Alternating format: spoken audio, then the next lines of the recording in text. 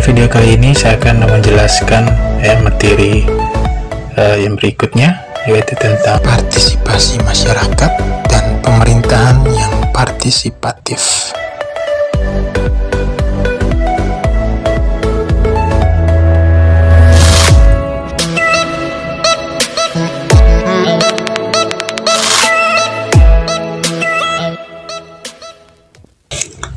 Nah, partisipasi berasal dari bahasa Latin yang artinya pars, artinya adalah bagian, dan capere artinya mengambil Pars dan capere ini membentuk kata participes yang artinya mengambil bagian atau peran serta atau terlibat dalam kamus umum bahasa Indonesia. Partisipasi berarti hal turut berperan serta dalam suatu kegiatan, keikutsertaan peran serta.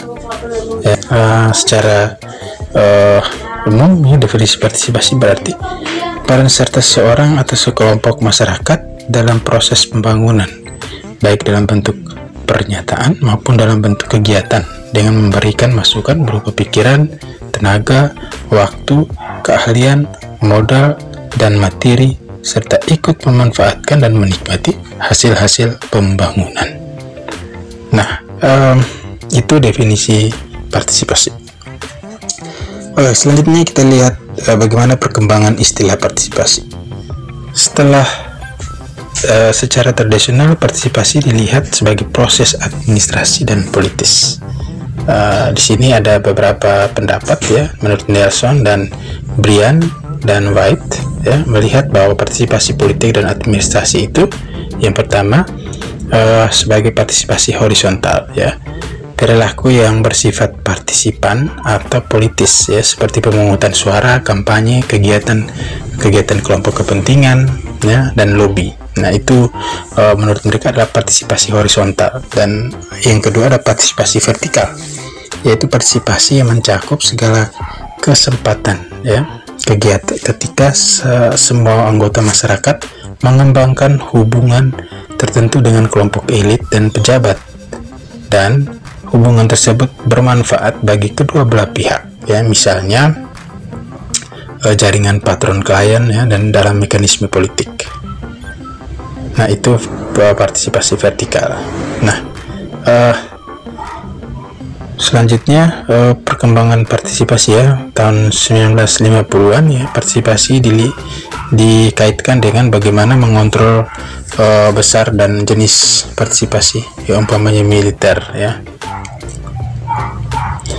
Nah, di era 70-an partisipasi bergeser bukan sebagai proses penguat politik, tetapi lihat sebagai alternatif bagi gerakan-gerakan revolusioner dan pemberontakan petani. Partisipasi itu masyarakat yang lebih diarahkan pada pembangunan, yaitu peran serta dalam perencanaan dan pelaksanaan program-program dapat mengembangkan pembangunan kemandirian dan dibutuhkan oleh para anggota masyarakat, khususnya masyarakat pedesaan, demi akselerasi pembangunan. Nah, yang berikut bagaimana partisipasi masyarakat dalam pembangunan. Nah, dalam kaitan dengan pembangunan ada Michelson berpendapat bahwa pendekatan pembangunan yang partisipatoris itu harus mulai dengan orang-orang yang paling mengetahui tentang sistem kehidupan mereka sendiri. Pendekatan ini harus menilai dan mengembangkan pengetahuan, keterampilan masyarakat yang bersangkutan, dan memberikan sarana dan yang perlu bagi mereka supaya dapat mengembangkan diri. Ini memerlukan perombakan dalam seluruh praktik dan pemikiran di samping bantuan pembangunan. Oke, itu partisipasi dalam pembangunan. Nah, mana partisipasi masyarakat dalam pembangunan? Menurut Mubiarto ada perbaikan kondisi dalam peningkatan taraf hidup, peningkatan partisipasi masyarakat, ada penumbuhan kemampuan masyarakat untuk berkembang secara mandiri. Nah, partisipasi masyarakat juga dikenal dalam konteks pembangunan sosial politik. Menurut Budiarjo bahwa partisipasi masyarakat didasarkan pada pertimbangan bahwa kedaulatan ada di tangan rakyat, ya, yang melaksanakannya melalui kegiatan bersama untuk menetapkan tujuan serta masa depan masyarakat itu, dan untuk menentukan orang-orang yang akan memegang tumpuk pimpinan, ya, untuk masa berikutnya.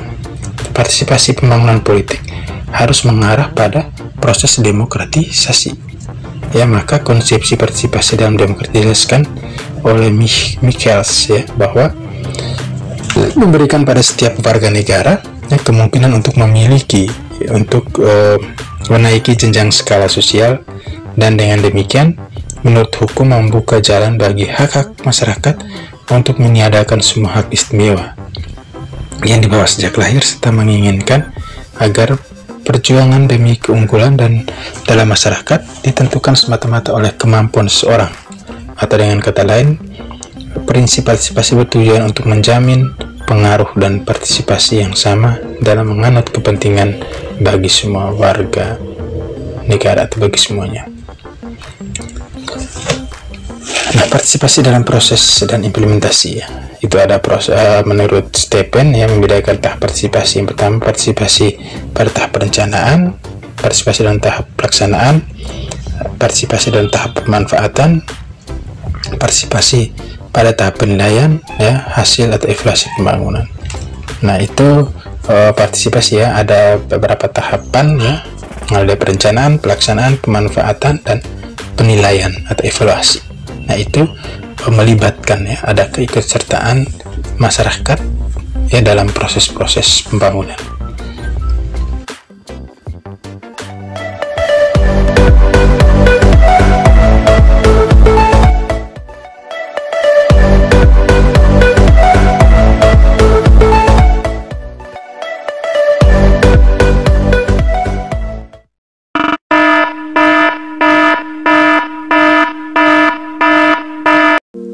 Masyarakat, ya, atau publik selalu mengalami transformasi atau perubahan, ya, mulai dari globalisasi, demokratisasi, perubahan informasi dan teknologi, serta perubahan-perubahan sosial lainnya. Dan perubahan tersebut turut membangun kesadaran publik, ya, dan mengubah persepsi publik terhadap pemerintah. Kompleksitas kebutuhan dan mobilitas yang tinggi meningkatkan tuntutan publik terhadap pemerintah, dan ketidakmampuan pemerintah memenuhi ekspektasi publik mengakibatkan persepsi publik terhadap pemerintah cenderung negatif, dan salah satu konsekuensinya adalah turunnya persepsi publik terhadap pemerintah. Ketika harapan publik tidak sesuai dengan kenyataan, ketidakpercayaan masyarakat sangat mudah terbentuk terhadap pemerintah. Kepercayaan publik itu tidak datang dengan sendirinya, namun sesuatu yang bersifat dinamis dan harus dikelola.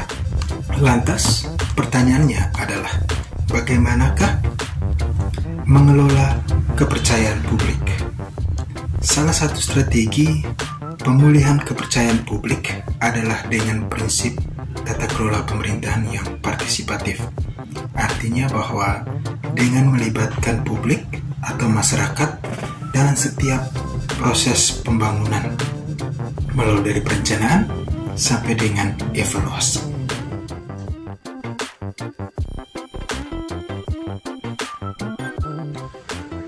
Pemerintahan partisipatif merupakan model pemerintahan yang berasal dari sistem negara demokrasi, di mana elemen utama dari demokrasi adalah partisipasi penduduk, sehingga dapat dikatakan bahwa negara demokrasi yang baik adalah negara yang dapat menyediakan ruang kepada penduduknya, sehingga dapat berpartisipasi dalam sebuah tata pemerintahan.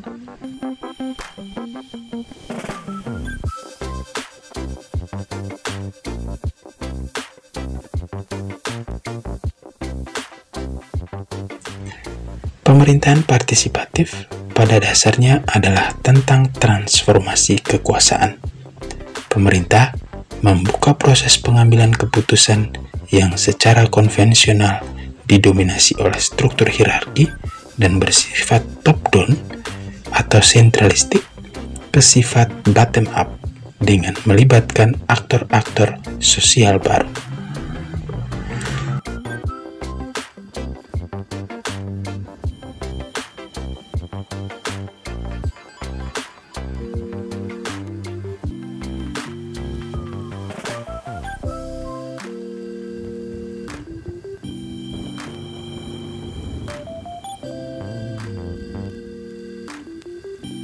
Pemerintahan partisipatif adalah bagian dari teori tata kelola pemerintahan yang menekankan proses deliberatif bagi masyarakat, yang memungkinkan masyarakat untuk menggunakan suara atau voice, hak pilih atau vote, dan kontrol, yang kemudian menghasilkan kebijakan atau keputusan yang dapat membawa perubahan bagi masyarakat.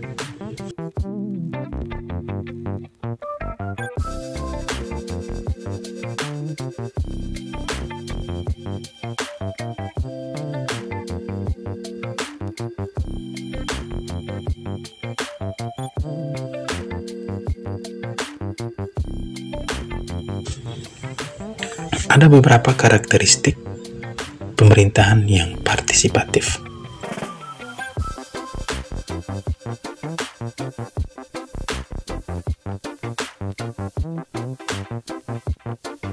Yang pertama, menjalankan pemerintahan berdasarkan konstitusi dan mandat demokrasi.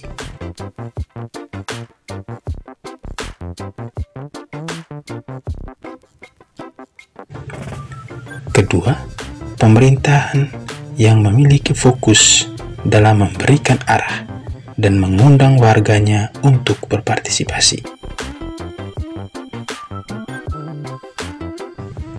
Ketiga, pemerintah yang terbuka terhadap aspirasi warga dan menekankan proses deliberatif bagi masyarakat.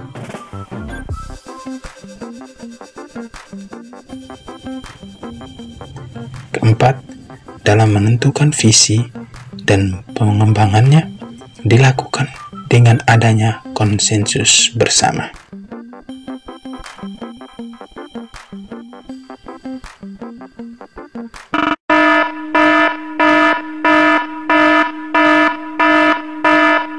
Partisipasi masyarakat merupakan satu keniscayaan dalam proses demokrasi.